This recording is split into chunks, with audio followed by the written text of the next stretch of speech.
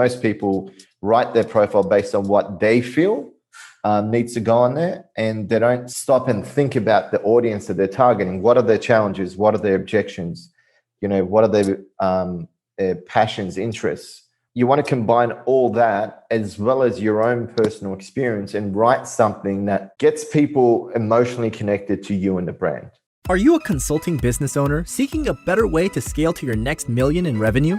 Accelerate Sales Podcast features other experts who have cracked the code to predictable revenues with proven sales systems that quickly increase revenue and get you on the fast track back to doing what you do best. Now let's accelerate your sales with today's episode.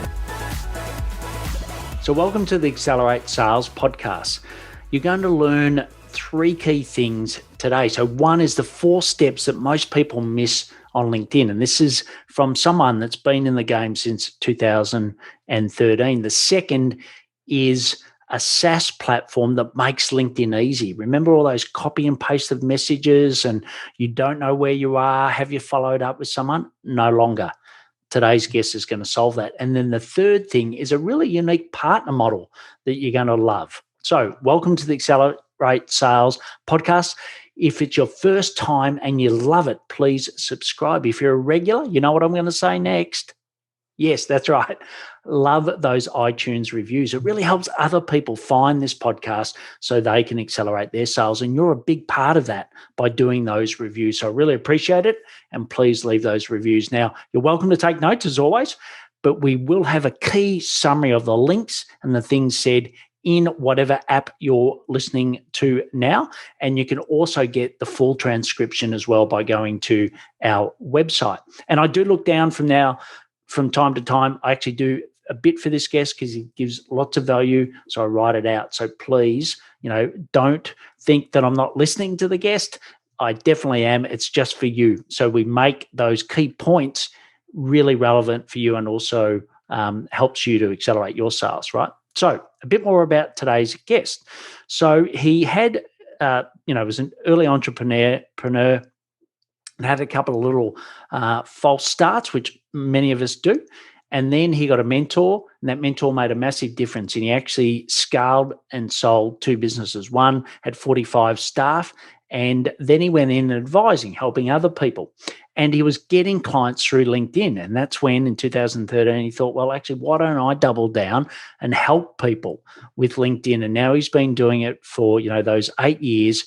And he actually saw lots of problems with the platform, which he's gone and solved now with his own software. So it's called Jailer, and it's a fantastic piece of software. And he's going to talk about the industry, but also give you a bit of an insight into how you might be able to use that to help you accelerate your sales. So what I'm going to do now is hand you over to Alex Pirouz from Linkfluencer. Alex, great to have you here. Why don't we kick off with, who you love to help? Who are the clients you love to help? Well, our main target market are SMEs, so anyone in a small to medium business, 1 to 50 size employees. And generally speaking, the reason why they're the best market for us is because, sales is the lifeblood of their business, and majority of the CEOs or founders, directors, etc., still sell within those businesses. So yes, we generally like to target the smaller type companies, but also there's general managers or small sales teams, and we find that the uptake for our software is a lot higher within the SME market compared to the corporates. Brilliant. And we'll dive into obviously your fantastic product that you've created. And also I'll ask you a couple of other questions, but what are some of the, you said most of the people doing their own sales, so what are some of the key problems that they're facing that you help address?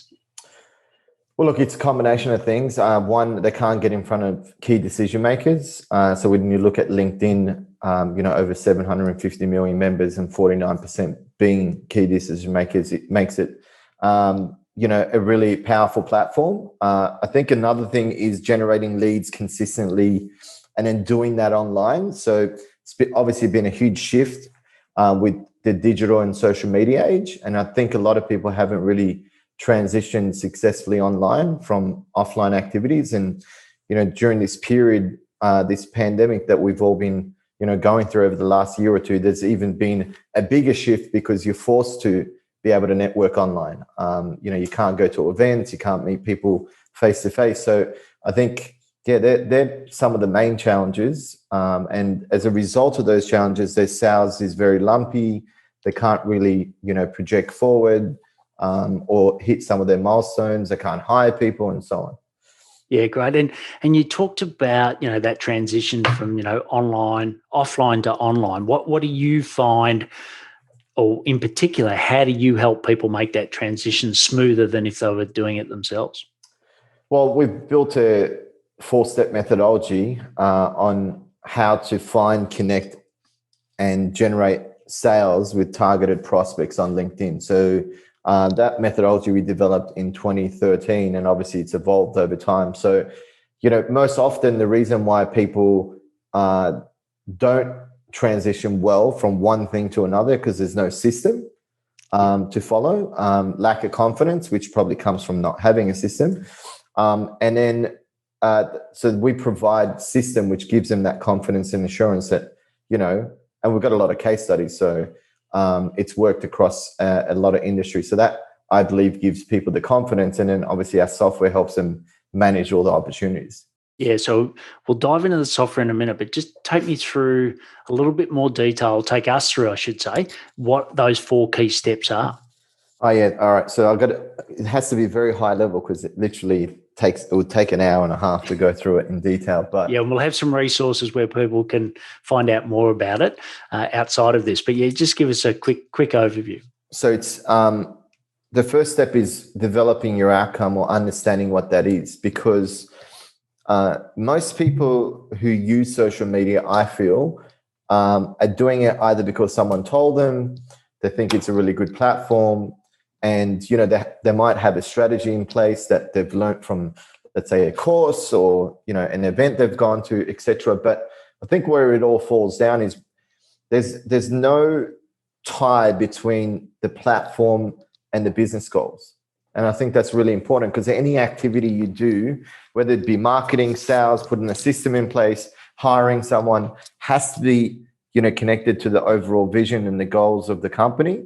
And so we teach people how to do that within the outcome stage. So we not only get them to get clear on the target market, but also understand what the sales process is, understand which services and products have the greatest deal value, which ones convert the highest, and how long does each of those products or services take to close.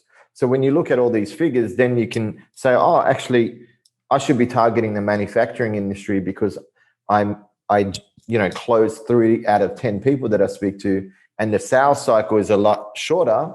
So if I really want to get to my sales objectives of $1 million, this is the path of least resistance.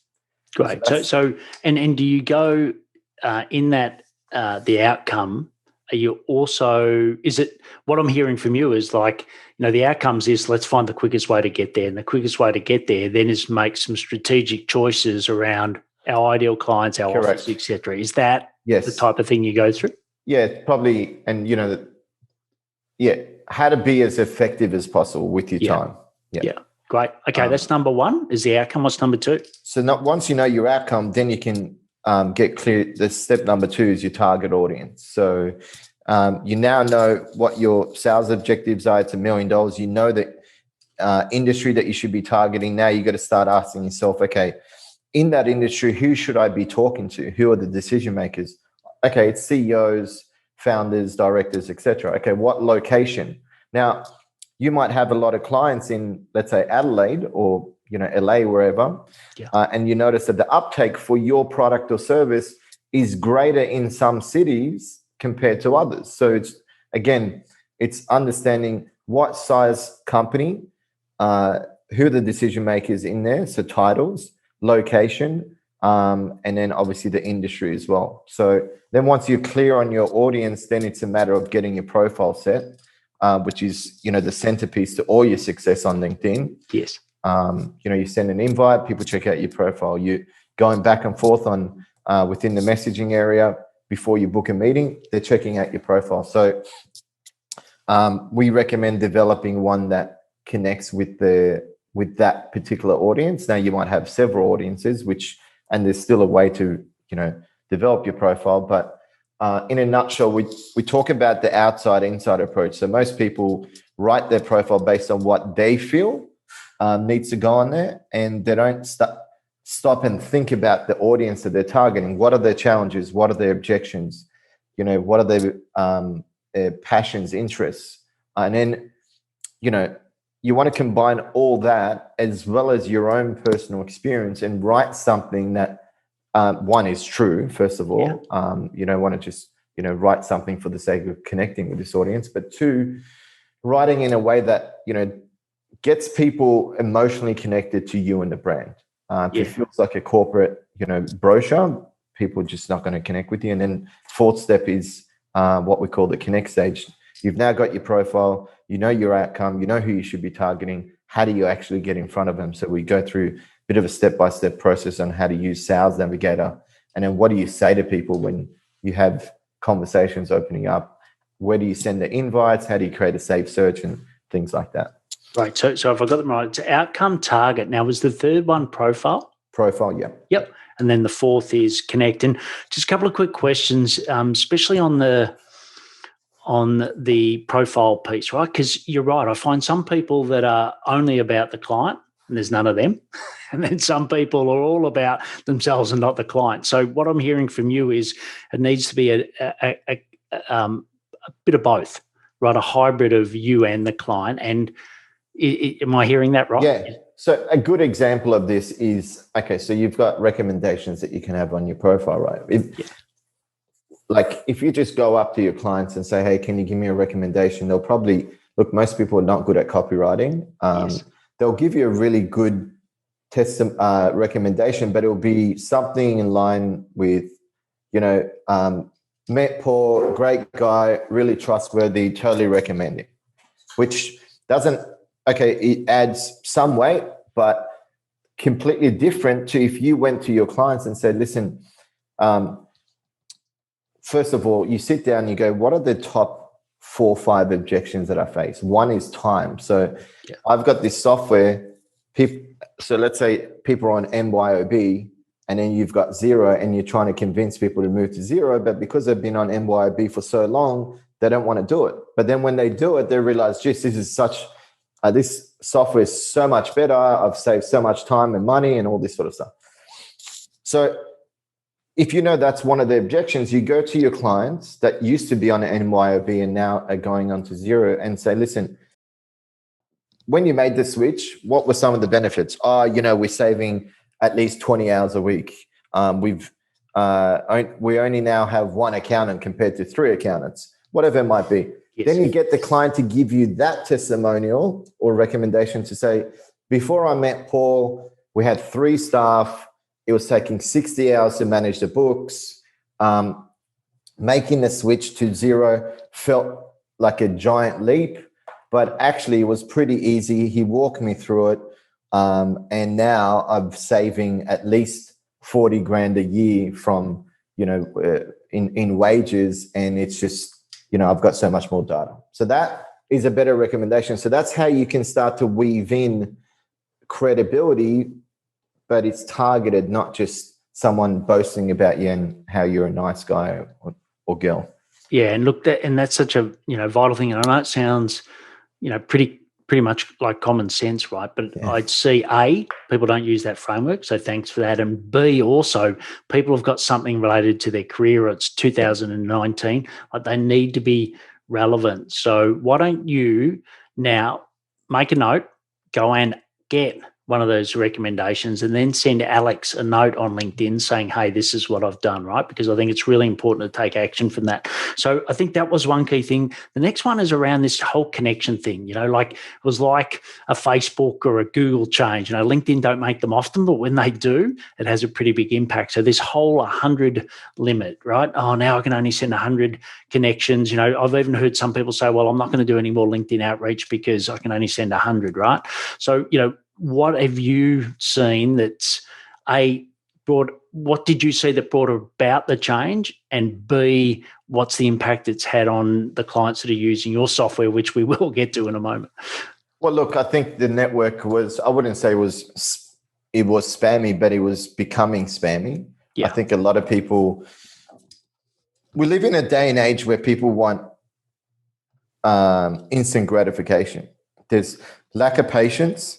And it's, okay, so best way to describe LinkedIn and the evolution of it is you go to a networking function and you meet someone, you're not sending them, you're not pitching yourself. Some people do, doesn't work, but the smart ones are there to build a relationship. You meet them, you understand that you're not selling yourself there, you're just, introducing yourself. Then you have a, coffee or a phone call, and then it's really the third or fourth or fifth sort of interaction that you start really talking about seriously doing business with that person. Yes. LinkedIn's no different. So if you send an invite and you're pitching your service, no one really knows or cares about you.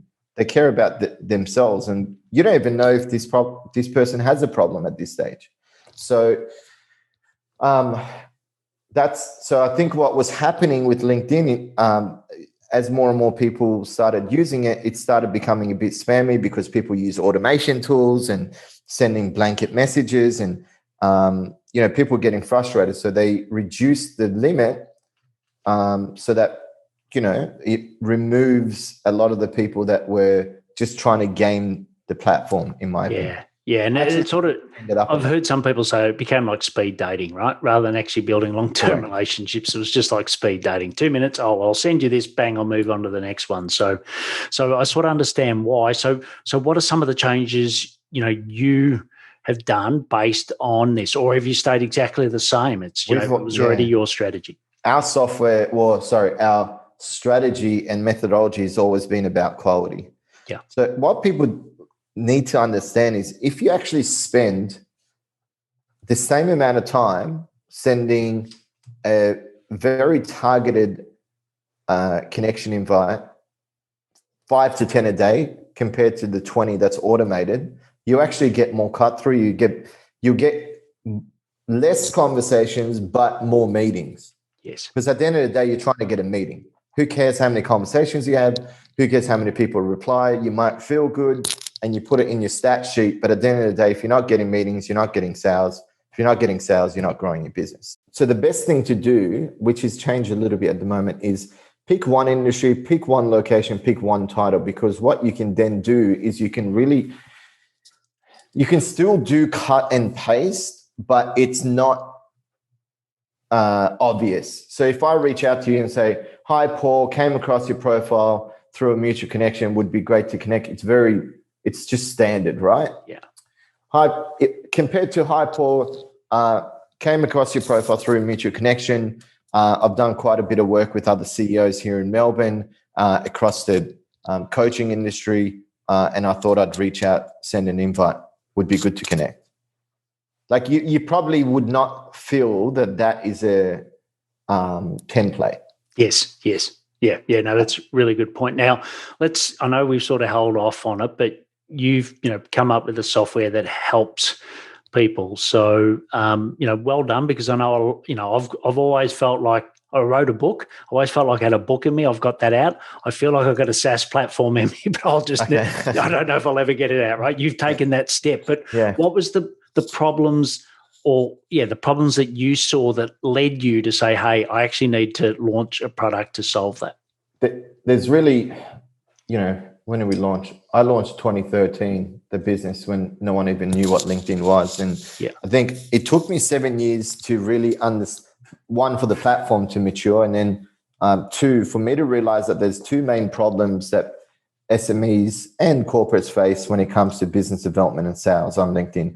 One, most people don't have a strategy. And then two, when you put a strategy in place, the messaging area of LinkedIn and the way to manage your contacts, there's no CRM, there's no reporting to tell you your campaign's actually doing well, and there's no way to manage your opportunities so that you get reminded of all these meetings and calls that you have coming up. So when I realized that that's when I developed, it was actually not my idea, it was my business partner's idea, Mark Middo.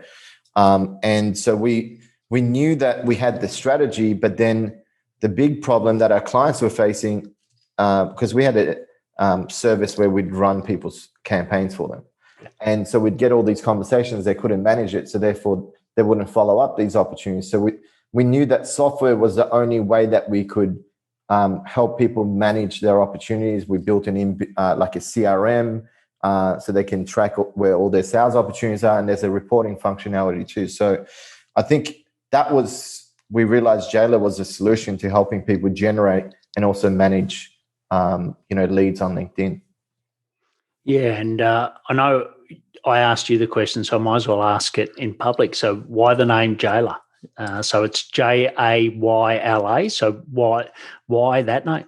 I didn't choose it. It was Mark as well. So it's I forget the country, but he said it stands for victory.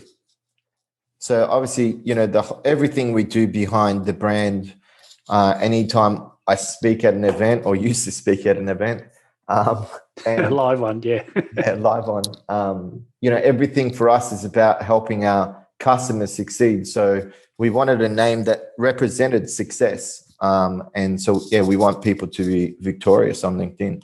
Yeah, great. And a couple of success stories. So give us an example of a client that, was, and I always say that finding messages on LinkedIn is a little bit like finding a golden ticket in a Willy Wonka chocolate bar, right? It's really difficult. It's clunky, right? So give us some examples of how your clients have benefited from using Jayla. So one is Mark Napper. He was a business advisor. Was doing quite well, but just, couldn't get in front of key decision makers. And so this is a couple of years back and he's still with us. We had a 12-month mastermind. He joined that. He learned the strategy, put it in place. And, he's done about, last time I checked, he's done over 85K in new business. So that's Mark Napper. Stephen Brooks, he did, $50,000 in a very short period of time. He owns a business called Airview Online, an Airview group. Jackie Lane from the Book Advisor, she was, I would say, the least, technology was not her friend, put it that way. And social media was very new to her. And, within, I think it's been about a couple of years now, she's done well over 200K in sales. Greg Plunkett, he's done 500K in sales. That was within his first campaign. So that's great. So you got many very specific, clients with really good outcomes. So that's fantastic. So just, what would they do on a day-to-day basis? So, obviously we're going to have the links to Jayla so people can go and find it, etc. But, if we're sitting here, we're watching this or listening to it at the moment and thinking, hey, is this an automation tool, right? Is this something like everything else out there that's going to get my account banned, or is it more like this? Just give us a little bit more of a window into, well, how would I use it each day? Basically, when you let's just say you subscribe to Jayla, you go through this. So we've got our 4-step methodologies within the software. So you go through those videos. It comes with a guide, and you put your strategy in place. Mm-hmm. You do that well, and you follow it to a T. I have absolutely no doubt that you will get conversations and sales opportunities opening up. So then it's a matter of managing it. So then LinkedIn doesn't become a full-time job. So the software itself will, so let's say I reach out to Paul. He's part of the audience that I'm targeting. I send him an invite and Paul accepts. Jayla and we have a demo on our website, but essentially there's a button on Paul's profile and also in the messaging area where I can add Paul as an opportunity inside Jayla. You click the button, you go inside our platform, and you can add that opportunity in, set a follow-up date, the likelihood of closing Paul, the deal size, etc., and the stage of our conversation. So I might say it's an initial contact or meeting booked or whatever.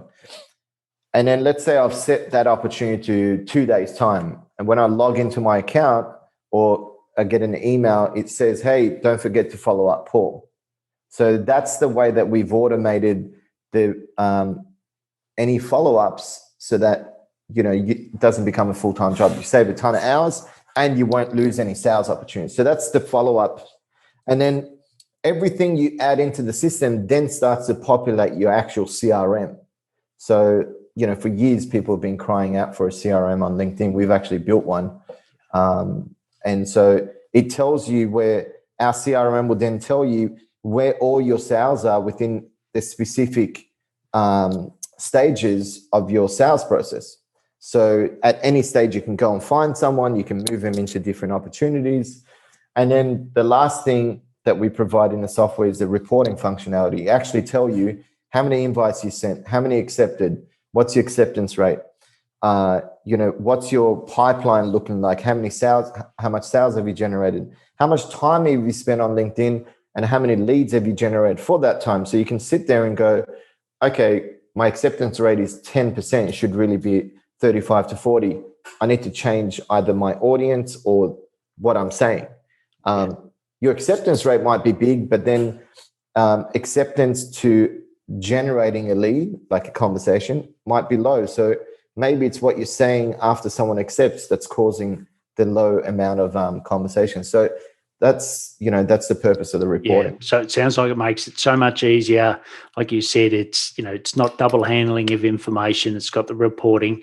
Just quickly on connection request rates, and Yes. also let's call it discussion rates, or whatever you want to call it, right? So, there's so many figures banding around out there. What's an acceptable connection percent? Like, how do you answer that? Like, what's your feeling? We just say, on look, that? every industry is different. Some industries are a little bit more saturated than others, but generally speaking, 35 to 45 is what you should be shooting for. Yeah. And then really that should, if you're sending out, let's say 100 invites a week, if you're not getting about 10 conversations opening up, you're doing something wrong. Yeah. So, you should be getting 40 people accepting and around 20 to 25% actually reply. Yeah. Okay. Great. Brilliant. Now, I could talk to you forever on this because I got a love for the model. It's LinkedIn has been a brilliant platform to me and many of our clients. But just the last quick one is on the partnership model. Like, I know, every SaaS company's got a different path to market, but yours was a little unique when we spoke before this podcast. So just give me a quick summary of, how you're looking to scale more users on your platform through your partner program. Yeah, so for the last 3 businesses that I've had, I've always had a partner strategy in place. I'm a big believer in leverage. I think, you can continue going after one-on-one clients, and we do. We have an ad campaign targeting one-on-one subscriptions. But then I also think, every business should have some type of partnership model, because you only need about 5-10 good partnerships for things to really take off. Yes. Obviously, and with a partner, you're building a relationship with one person that could have access to 100, 1,000, 10,000, at some points 100,000 plus database or clients or customers, whatever. So because of the success that I've had with partnerships in previous businesses, we thought we'd start what we call an ambassador program. Now, the partnership model, in my opinion, is somewhat broken, because I think most people look at partnerships as a bit of an affiliate style relationship.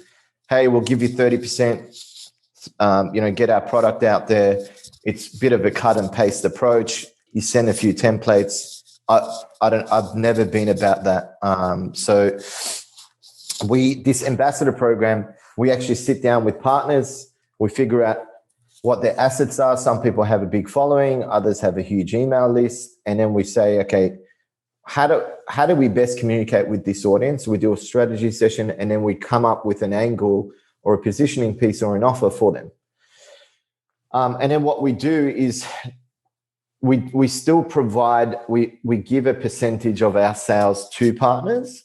But what we also do is we give them a piece of the business upon exit. So once partners reach a specific threshold, they go into this pool. And when we go to exit, based on how many subscribers they have within the pool, will determine how much shares they get. And obviously those shares would then equate to whatever, the amount is for based on our sale price. So, because I think, if they're helping you get to exit, they should get a clip.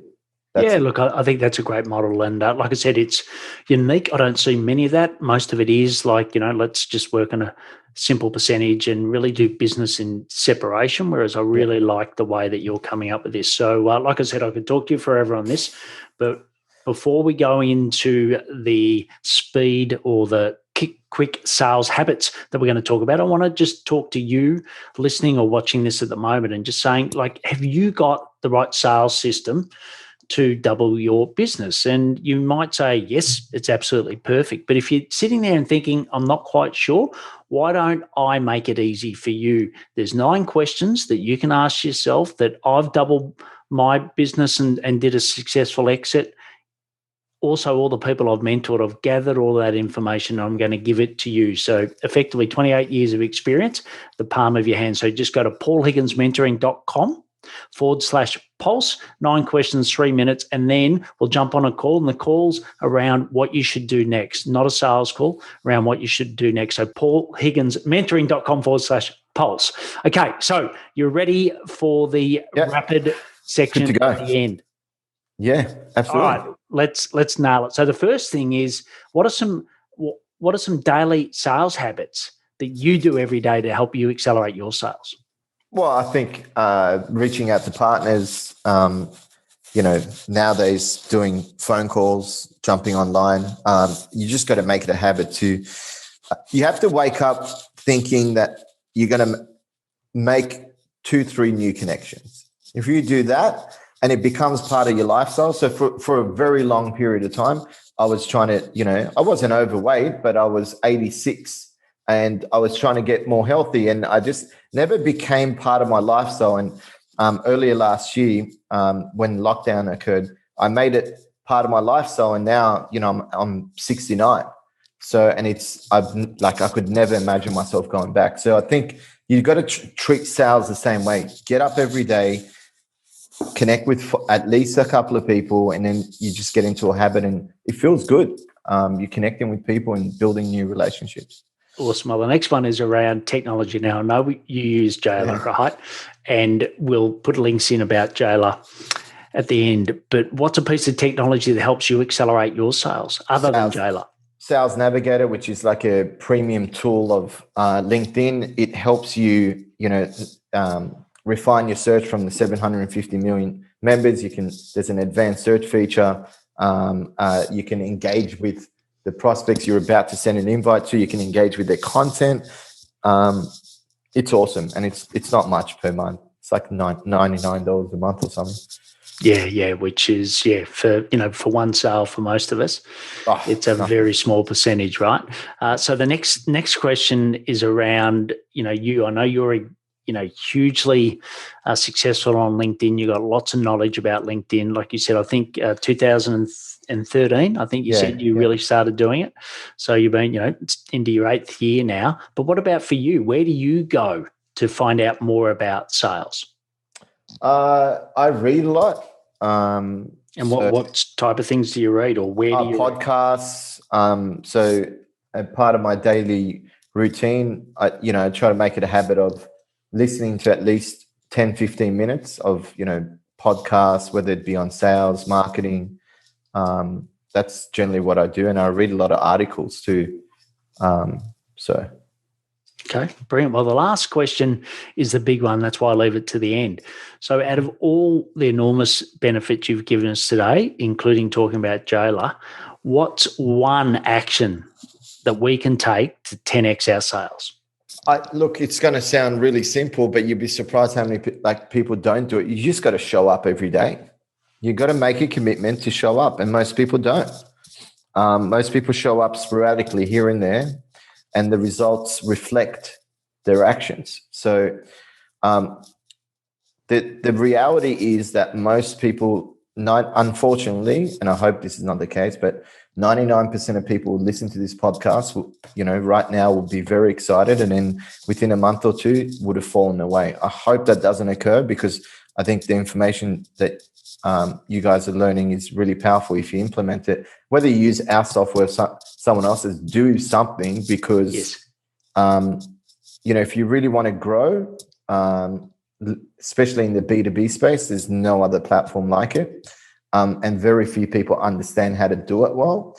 So by you following a good system and doing it the way that relationships are meant to be built, you'll definitely, exceed your expectations, and you'll end up generating quite a few clients from it. So just show up every day. That's really it. Yeah, and I think, your example of losing weight was a really good example of that. And I like the fact that you got both the strategy and the technology as well, where you're doing both rather than, a lot of people are either one or the other. So it's been brilliant having you on. So you can find more about Jayla at Linkfluencer. So we've actually .com. So we'll have that in all the show notes. We'll have a link to the demo that Alex spoke about. But Alex, thanks for your stewardship of the industry. You've always been a shining light, doing things the right way. And the platform now, I think, is moving to more of the people that do it the right way. And that's why you've been successful. But thanks for coming on today and sharing all of your wisdom with the Accelerate Sales audience. I appreciate the kind words. Thanks for having me. So I really enjoyed that interview with Alex. It's a topic I love, and we could have spoken forever, but I did have to cut it short.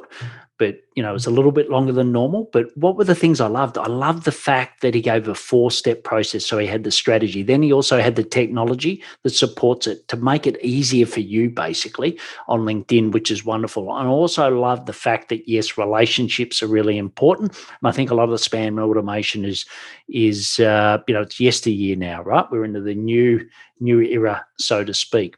I mentioned in there that Alex, he gave a great way to do recommendations. So why don't you go and, tidy up on your recommendations, use his formula, and then share it with him on LinkedIn. Give him a bit of love back on what you learned from this podcast. You can also go and get, as I said, a summary of the key links, etc., that he mentions, also a demo to Jayla. You can get that. But you can also then go to the website and ask for a full transcription if you really need to. And why not share it with other people so you can be their sales hero? So share the podcast. And I think there's so many people that can learn from what Alex said about LinkedIn. So why not share it?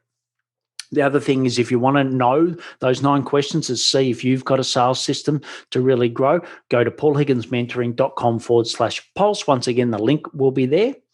And also, I'd love for you to check out other shows. So if you're new, check out other shows. We've got some wonderful guests, and also I do a 10-minute solo, around a 10-minute solo every week as well.